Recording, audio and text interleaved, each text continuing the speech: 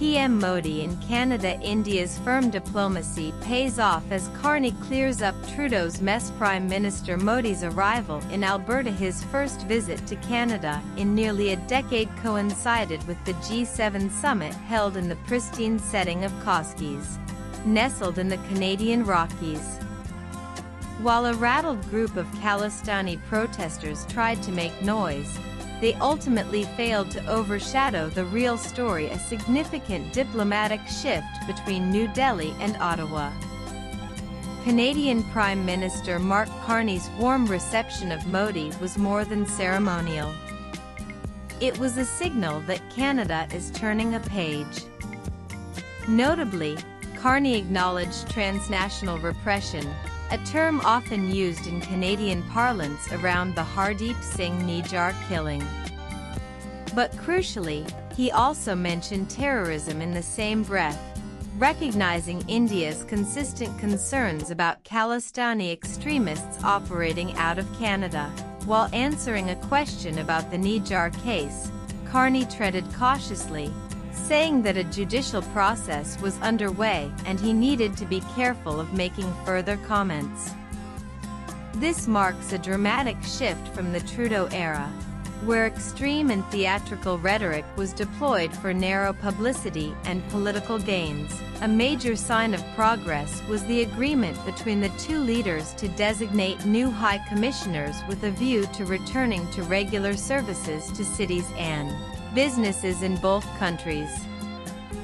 This is a restoration of diplomatic ties that had been downgraded during Trudeau's spat with India, when embassies in Ottawa and New Delhi had slashed staff in escalated tit-for-tat measures. In fact, ahead of the meeting, the two countries made a pact on intelligence sharing on terrorism and crime, directly addressing India's concerns. Under this, the law enforcement agencies on both sides would cooperate with each other.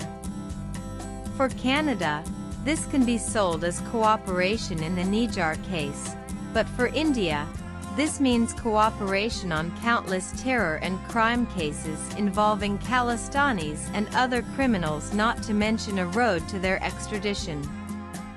This moment marks the success of Modi's steady, firm, and patient diplomacy. India has remained consistent in its stance on terrorism, extremism, and criminal syndicates, and never wavered even when faced with Trudeau's political theatrics and international mudslinging. Modi's maturity and firmness have paid off. He refused to dignify Trudeau's provocations, and instead let facts and India's red lines speak for themselves. Modi's last visit to Canada was in 2015, when Stephen Harper was Prime Minister. Harper had recognized the threat posed by Khalistani terrorism and chose to push trade and strategic cooperation with India. It was Harper's government that reversed Canada's position on India's nuclear program, clearing the way for Canadian uranium exports to India and doubling bilateral trade to $4 billion. But everything changed when Trudeau came to power. Under him, Canada slowly became a haven for Khalistani extremists. Cooperation with India on terrorism and crime diminished, and Trudeau openly pandered to the Khalistani lobby that propped up his minority government.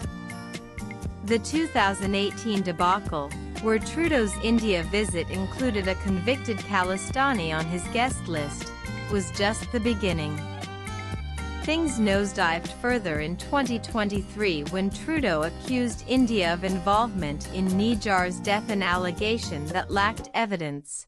Rather than responding to legitimate Indian demands for extradition of criminals and terrorists, Trudeau's government resorted to media theatrics, painting India as a perpetrator of foreign interference and transnational repression. The result was the worst deterioration in India-Canada relations in decades, but Trudeau's political gambit has ultimately collapsed. His handling of India-Canada ties, driven more by vanity than statecraft, unraveled under pressure. Facing mounting criticism from within his own party, Trudeau was eventually forced to step down as Liberal Party leader. This opened the door for Mark Carney, who took the reins and led the party to victory even as Canada came under intense pressure from a confrontational Trump administration. Now, Mark Carney is not a man of showmanship like Trudeau, but a seasoned economist who has formerly led the central banks of Canada and the United Kingdom. Carney brings a different tone to Ottawa, one of measured pragmatism. His campaign had already signaled a rethink on India. Upon taking office, he quickly set about recalibrating Ottawa's foreign policy. Carney extended the invitation to Modi for the G7 summit, recognizing India's growing global influence. While the invitation was unusually delayed, it was finally issued and accepted, likely the result of intense back-channel negotiations. The delay in Modi's G7 invitation raised eyebrows. For a moment, it appeared that Canada might break with 5 years of tradition by excluding India. But G7 partners are believed to have pressured Carney to ensure Modi's presence. Excluding Indian indispensable global actor in economic supply chains, the Indo-Pacific, and clean energy would have sent the wrong signal. India, too, leveraged its position. It made clear that an invitation without guarantees on security, on Khalistani threats, and on actionable diplomacy would not be accepted. Once those were secured, Modi's trip was confirmed. According to sources, India made its expectations clear: any outreach must come with meaningful action, not just optics. The outcome: a breakthrough agreement on intelligence sharing related to terrorism, crime, and extremist activity. This deal is perhaps the most substantial move yet, clearly reflecting Canada's acknowledgement of India's concerns. The Khalistani lobby is reeling. Their worst nightmare: a coordinated crackdown on their vices, networks, and protection has begun to unfold. Carney, for his part, managed to walk a fine line, avoiding further escalation, managing media criticism, and showing the maturity that his predecessor lacked. In fact, Carney has been sending all the right signals and making all the right moves in his bid to normalize relations with India. First signs were when he stressed on economic ties with India even before his election. Then he began to clean house. He acted swiftly to distance his government from Khalistani sympathizers. Jagmeet Singh, the loudest voice of Khalistani politics in Canada, lost his seat. His party, the NDP, suffered a historic defeat, losing its official status. With this, the Khalistani lobby in Parliament lost critical leverage. Instead of dancing to the tunes of this lot, Carney's appointment of 4 Indian origin ministers, none aligned with Khalistani politics. This was the second major signal.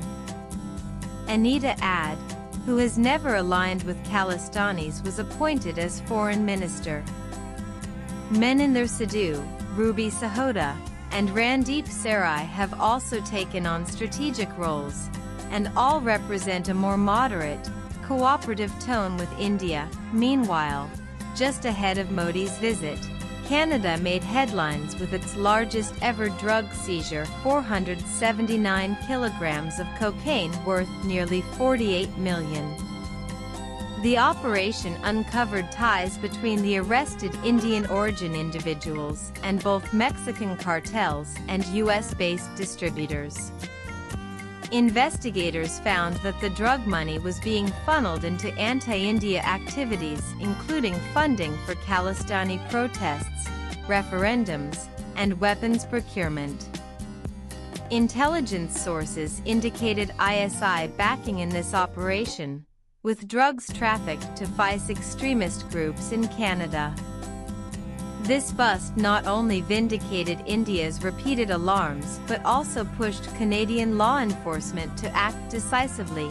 Modi and Carney's handshake at Koski's was more than symbolic. It marked a potential turning point. Carney emphasized the importance of the India-Canada relationship not just in counter-terrorism but across-the-board economic growth, energy transition, critical minerals, supply chains, and Indo-Pacific stability. There is massive untapped potential here. Current trade stands at just $8.6 billion, a fraction of what it could be. With Trump's tariffs on Canadian exports and his casual calls for Canada's annexation, India presents a crucial opportunity for diversification. Canada's mineral-rich economy complements India's manufacturing needs, particularly in rare earths, uranium, and clean energy inputs. In fact, with nuclear energy demand going up in India, a strategic uranium supply from Canada could make ties more resilient. There is also a rich geopolitical link: hundreds of thousands of Indian students and immigrants in Canada, most of whom reject Khalistani extremism and yearn for better bilateral relations. All goes well, talks for a free trade agreement, which were cancelled amid Trudeau's diplomatic clash with India, can be revived to explore the trade potential of this relationship. India has just signed a massive trade deal with the UK, and Carney would be inclined to follow suit in due course, but challenges remain. Trudeau's legacy still casts a long shadow. Canadian intelligence agencies, such as SISE, continue to group India alongside adversaries like China and Russia under the broad banner of foreign interference, a narrative that Khalistani groups are only too happy to exploit. Jagmeet Singh, though politically diminished, still claims Indian agents were spying on him, and sections of the media are eager to amplify such claims. For the reset to hold, Canada must deliver on its commitments, clamp down on extremists, walk back anti-India propaganda, and avoid pandering to fringe lobbies. For India, cautious optimism must remain the mantra. The trust deficit won't disappear overnight, but this time, there is a reason to believe India-Canada relations had hit rock bottom. India's stern, no-nonsense diplomacy has ensured that Canada woke up to its red lines. With patience and grace, Modi strategically left room for Carney to make amends, and the new Canadian leadership ultimately did so the first chance it got. Now, both sides are speaking a common language: security, mutual respect, and economic partnership. Swipe left for next video. The G7 summit in Canada may well be remembered not just for its multilateral agenda, but for marking the moment when two democracies, once adrift, found a reason to reconnect and reconcile.